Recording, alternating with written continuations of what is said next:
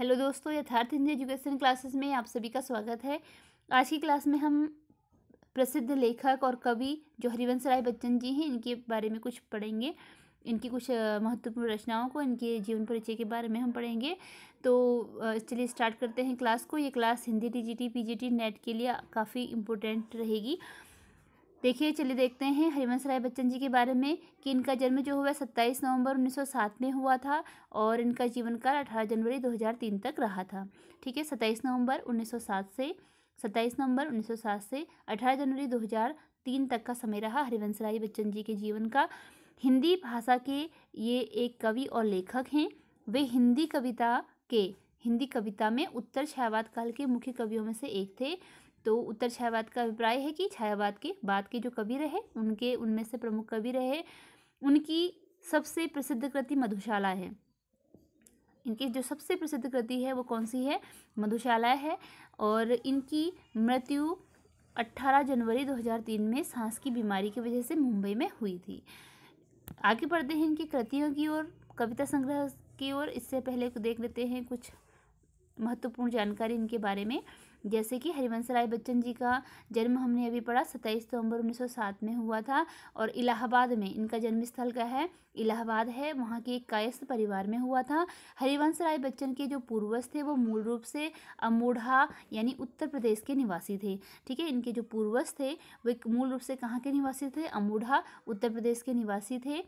और यह एक कायस्थ परिवार था। कुछ कायस्थ परिवार इस स्थान को छोड़कर इलाहाबाद जा बसे थे। इनके पिता का नाम था प्रताप नारायण श्रीवास्तव। ठीक है, किसके पिता का नाम है? हरिवंश राय बच्चन जी के पिता का नाम प्रताप नारायण श्रीवास्तव था और इनकी जो माता थी वह सरस्वती देवी थी। आगे, इनको बाल्यकाल में बच्चन कहा जाता था। तो जो हरिवंश राय बच्चन जी थे इनको बाल्यकाल में बच्चन कहा जाता था, जिसका शाब्दिक अर्थ बच्चा या संतान होता था और बाद में ये इसी नाम से प्रसिद्ध हो गए। तो इस प्रकार इनका नाम क्या हो गया? बच्चन। बच्चन नाम से ही ये प्रसिद्ध हो गए। जबकि ये क्या थे? प्रताप नारायण श्रीवास्तव के पुत्र थे। तो श्रीवास्तव इनका सरनेम था, ना कि बच्चन। आगे देखिए, उन्होंने कायस्थ पाठशाला में पहले उर्दू और फिर हिंदी की शिक्षा प्राप्त की और इलाहाबाद विश्वविद्यालय से अंग्रेजी में एमए किया और कैम्ब्रिज विश्वविद्यालय से अंग्रेजी साहित्य के विख्यात कवि W.B. येट्स की कविताओं पर शोध कर PhD पूरी की। ये हमने जानकारी प्राप्त की हरिवंश राय बच्चन जी के बारे में कि इन्होंने क्या किया है? अंग्रेजी में इलाहाबाद विश्वविद्यालय से अंग्रेजी में एमए किया है और कैम्ब्रिज विश्वविद्यालय से इन्होंने अंग्रेजी साहित्य के जो विख्यात कवि W.B. येट्स थी इनकी कविताओं पर शोध करके PhD पूरी की थी। ठीक है, चलिए बढ़ते हैं इनकी रचनाओं की ओर। इनकी जो प्रमुख रचनाएं हैं, जैसे कविता संग्रह की हम बात करें, कविता संग्रह के बारे में हम पढ़ते हैं। इनके कविता संग्रह कौन कौन से थे? तेरा हार इनका एक कविता संग्रह है जिसकी रचना 1929 में हुई है। मधुशाला 1935 में, मधुबाला 1936 की रचना है, मधुकलश 1937 की रचना है, आत्मपरिचय 1937 की रचना है। आत्मपरिचय ये जो है ये एनसीईआरटी के कोर्स में भी आपको ये रचना देखने को मिलेगी, आत्मपरिचय। ठीक है, 9th या 10th की क्लास में कहीं पर ये है आत्मपरिचय। तो ये आपको एनसीईआरटी के कोर्स पर भी दिखेगी और एनसीईआरटी के बेस पर ही एनसीईआरटी के क्वेश्चन भी नेट टीजीटी पीजीटी आदि में पूछे जाते हैं। तो आगे देखिए, फिर है निशा निमंत्रण। इसके बाद जो अगली रचना आती है वह आती है निशा निमंत्रण आती है और 1938 में इसका रचना काल है। एकांत संगीत 1939 है। आकुल अंतर 1943, सतरंगिनी 1945। इसके बाद आती है हलाहल 1946, बंगाल का काल 1946, खादी के फूल 1948, सूत की माला 1948, मिलन यामिनी 1950। फिर आती है प्रणय पत्रिका और ये मिलन यामिनी, ये भी काफ़ी प्रसिद्ध रचनाएं हैं इनकी। तो फिर है प्रणय पत्रिका, ये 1955 की रचना है। धार की इधर उधर 1957 की रचना है। आरती और अंगारे 1958 की रचना है। इसके बाद जो रचनाएं हैं फिर उनमें इनकी रचनाएं आती हैं बुद्ध और नाचघर, यह भी 1958 की रचना है। त्रिभंगिमा 1961 की रचना है। चार खेमे 64 खूटे 1962 की रचना है। दो चट्टानें, यह रचना 1965 की है। बहुत दिन बीते, यह रचना 1967 की है। ठीक है, आगे देखिए कुछ रचनाएं और हैं जिनमें इनकी प्रमुख रचनाएं हैं। कटती प्रतिमाओं की आवाज़ 1968 की रचना है। उभरते प्रतिमानों के रूप 1969 की रचना है। जाल समेटा 1973 की रचना है। और नई से नई पुरानी से पुरानी यह रचना 1985 की है। ये सारी इनके कविता संग्रह हैं। और इसके अतिरिक्त जो कुछ रचनाएं हैं उनमें से हैमलेट है जो कि 1969 की रचना है।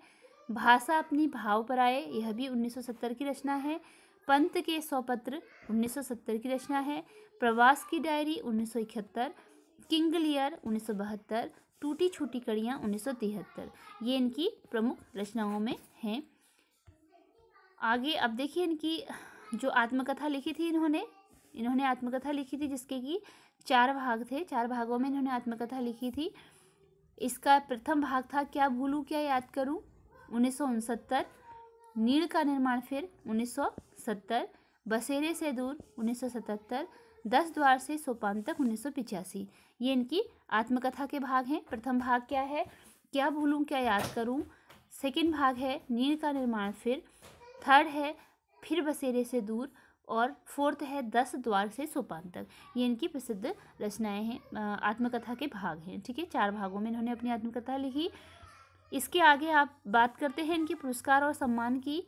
तो उनकी कृति दो चट्टानें जो कि 1968 में हिंदी कविता के साहित्य अकादमी पुरस्कार से सम्मानित किया गया था। तो जो दो चट्टानें थी इसको कब किया गया, हिंदी साहित्य अकादमी पुरस्कार से सम्मानित किया गया। कौन सी रचना को हिंदी साहित्य अकादमी पुरस्कार से सम्मानित किया गया है, दो चट्टानें। इस रचना को 1968 में किया गया है।